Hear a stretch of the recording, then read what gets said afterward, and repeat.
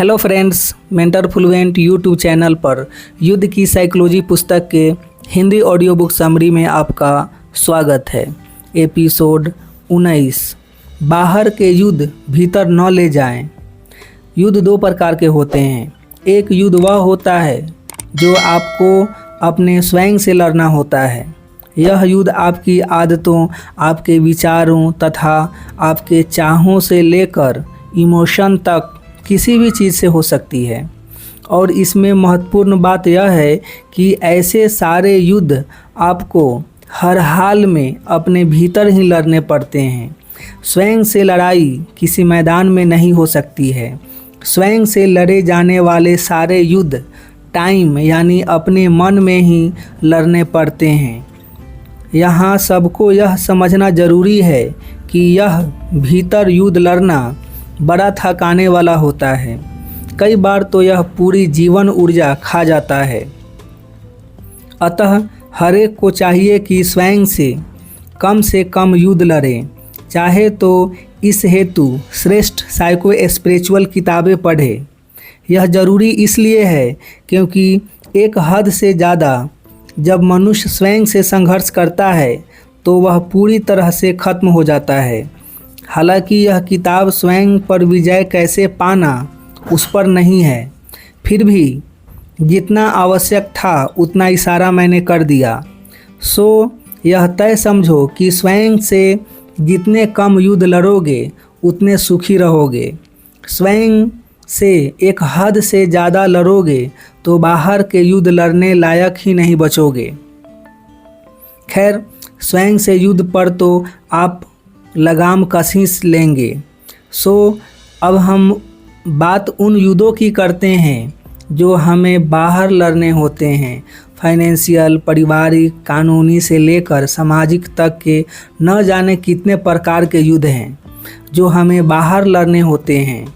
यहाँ अपने से नहीं किसी दूसरे से झगड़ना होता है और कायदा यह कहता है कि बाहर के युद्ध बाहर तथा भीतर के युद्ध सिर्फ भीतर लड़े जाने चाहिए। परंतु प्रायः ऐसा होता नहीं है। अधिकांश लोग बाहर स्पेस में लड़े जाने वाले युद्ध को भी भीतर टाइम यानी अपने मन तक ले जाते हैं और यह बड़ा ही खतरनाक है क्योंकि युद्ध भीतर ले जाते ही डर, चिंता, फ्रस्ट्रेशन, घबराहट सब कुछ पकड़ने लग जाता है। और यह तय जान लो कि डरा व घबराया हुआ व्यक्ति कभी पूरी ताकत से युद्ध नहीं लड़ सकता है। वैसे ही अधिकांश लोग अपने भीतरी युद्ध को बाहर तक ले जाते हैं। उनका झगड़ा भीतर अपनी आदतों व अपने इमोशंस से चल रहा होता है तथा उसका फ्रस्ट्रेशन वे आसपास वालों पर निकालने लग जाते हैं। कुल मिलाकर समझे तो बाहर का युद्ध भीतर तथा भीतर का युद्ध बाहर ले जाने के कारण आप अपने युद्धों की तादाद दोगुनी कर लेते हैं। संघर्ष तो हमें कम करने हैं पर इस एक मूर्खता के कारण संघर्ष डबल हो जाते हैं। खैर, कुल मिलाकर समझो इतना कि इनकम टैक्स की नोटिस, परिवार में विवाद, व्यवसाय में संकट, प्रॉपर्टी का झगड़ा, कानूनी झमेले वगैरह सब स्पेस के युद्ध हैं। यहाँ दुश्मन भी स्पेस में है तथा आपको युद्ध भी स्पेस में ही लड़ना है।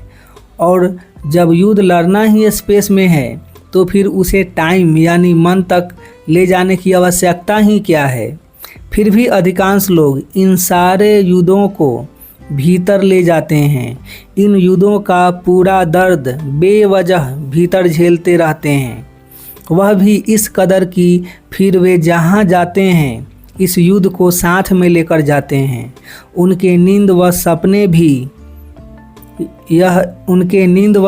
में भी फिर यह युद्ध ही घूमते रहते हैं। स्पेस में तो युद्ध हफ्ते में एक आध घंटा लड़ना होता है पर भीतर टाइम में वे इसे 24 घंटे घुमाते रहते हैं, 24 घंटे भुगतते रहते हैं। परिणाम यह होता है कि टाइम में जहाँ युद्ध नहीं है वहाँ संघर्ष झेल कर स्पेस जहाँ युद्ध है वहाँ लड़ने हेतु शक्ति ही नहीं बचती है। वैसे भी भीतर टाइम में चल रहे संघर्ष को भी कई लोग 24 घंटे अपने आप लिए घूम रहे होते हैं। बस फिर बाहर किसी के हाल चाल पूछने पर भी उससे उलझ पड़ते हैं। लेकिन जहां हम जीवन से संघर्ष कम करना चाह रहे हैं, वहां इस तरह संघर्षों को दुगुना करना कहीं से भी उचित नहीं है। जल्द से जल्द इस पर काबू नहीं पाया गया तो पूरी जीवन ऊर्जा गंवा बैठोगे। सो आज के आज भीतर के युद्ध को बाहर तथा बाहर के युद्ध को भीतर पहुंचाना बंद कर दो। चलो यह कितना खतरनाक है, इस बात को अर्जुन के उदाहरण से समझते हैं। अर्जुन एक योद्धा था। उसने जीवन में अनगिनत युद्ध लड़े, परंतु एक बार भी उसके कदम नहीं डगमगाए। वह कभी कमज़ोर नहीं पड़ा, क्योंकि तब स्पेस के सारे युद्ध वह स्पेस में ही लड़ रहा था। और वही अर्जुन महाभारत के युद्ध के दरमियान कृष्ण से कहने लगा कि मैं धनुष तक उठाने की स्थिति में नहीं हूँ, क्योंकि मेरे हाथ पांव काँप रहे हैं। अब इतने युद्धों के अनुभवी अर्जुन को अचानक क्या हो गया? तो हुआ सिर्फ इतना कि महाभारत का स्पेस में लड़ा जाने वाला युद्ध अर्जुन टाइम तक ले गया, वरना इन्हीं कौरवों से पहले भी वह कई बार लड़ चुका था, लेकिन इससे पहले कभी वह कमज़ोर नहीं पड़ा था। तो सोचो यह कि स्पेस में चल रहे युद्ध को टाइम में ले जाने पर जब अर्जुन जैसे बेमिसाल योद्धा का यह हाल हो गया, फिर आपका क्या हाल हो होगा। अभी तो अर्जुन के कमज़ोर पड़ने पर कृष्ण ने उससे क्या कहा यह भी समझते हैं। कृष्ण ने अर्जुन से कहा कि युद्ध के मैदान में तू भी खड़ा है तथा मैं भी खड़ा हूँ, पर देख मैं कितना निश्चिंत हूँ। क्योंकि मैं युद्ध सिर्फ स्पेस में लड़ रहा हूँ। मेरे भीतर का टाइम इस युद्ध से पूर्णतः आज़ाद है। वहाँ तक इस युद्ध का कोई भी एहसास मैंने पहुँचने नहीं दिया है। सो हे अर्जुन, तू भी यही कर।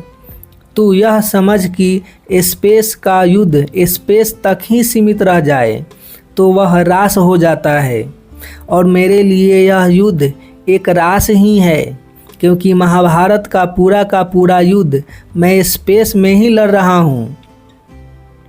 फलस्वरूप कौरवों की सेना इस समय मेरी गोपियाँ हैं, और उनसे पूरे युद्ध के दौरान मैं नए नए तरीके से खेलूँगा। सो बेहतर है कि तू भी उन्हें गोपियाँ मान ले। फ़र्क सिर्फ इतना है कि कौरवों से रास तुझे डांडिये की जगह धनुष से खेलना है। बस आज मैं भी आपसे यही कह रहा हूँ कि स्पेस में चल रहे सारे युद्धों को हो सके वहाँ तक स्पेस में ही रहने दें। उस युद्ध के एहसास को टाइम यानी मन तक पहुँचने ही मत दे। ठीक वैसे ही टाइम में चल रहे युद्ध को स्पेस तक मत पहुँचने दे। यहाँ का युद्ध वहाँ घुसेरते रहोगे तो आपका हाल भी अर्जुन जैसा हो जाएगा। अर्जुन के साथ तो कृष्ण थे, पर आपके पास सिर्फ यह किताब है। यह मत भूलना कि जीवन बनाना चाहते हैं तो जीवन के सारे महत्वपूर्ण युद्धों में जीतना ही होगा, और उस हेतु यह जरूरी है कि स्पेस के युद्ध को स्पेस में ही रहने दें तथा टाइम के संघर्ष से टाइम में ही निपटें। इतना कर लोगे तो भी आपके जीवन में युद्धों की तादाद रातों रात आधी हो जाएगी। खैर, इस संबंध में एक महत्वपूर्ण बात और बताता हूँ। युद्ध भले ही स्पेस में हो, परंतु लड़ना तो उसे टाइम और स्पेस को मिलाकर ही पड़ता है। स्ट्रेटेजी बनाना, हथियार एकत्रित करना, शत्रु की कमजोरियाँ खोजना, सही समय पर सही वार करना वगैरह सारे कार्य टाइम के हैं। टाइम ये सारे कार्य ठीक से करे तो ही स्पेस में युद्ध जीते जा सकते हैं, और टाइम के ये सारे कार्य परफेक्शन से कब कर सकता है? तब जब टाइम में दूसरे संघर्ष न चल रहे हों और अपने टाइम को आपने उलझा न दिया हो। इसलिए युद्ध के दरमियान मन का शांत रहना बेहद ज़रूरी है। तभी मन व बुद्धि मिलकर युद्ध की परफेक्ट स्ट्रेटेजी बना पाएंगे। बाहर के युद्ध भीतर घुसेड़ दोगे तो फिर आप भी अर्जुन की तरह सरेंडर करने पर उतारू हो जाओगे। न ठीक से स्ट्रेटेजी बना पाओगे और न ढंग से वार ही कर पाओगे। सो कुल मिलाकर बाहर के सारे बड़े युद्ध टाइम व स्पेस के कॉम्बिनेशन से ही लड़ने हैं, परंतु टाइम का काम स्ट्रेटेजी बनाना है।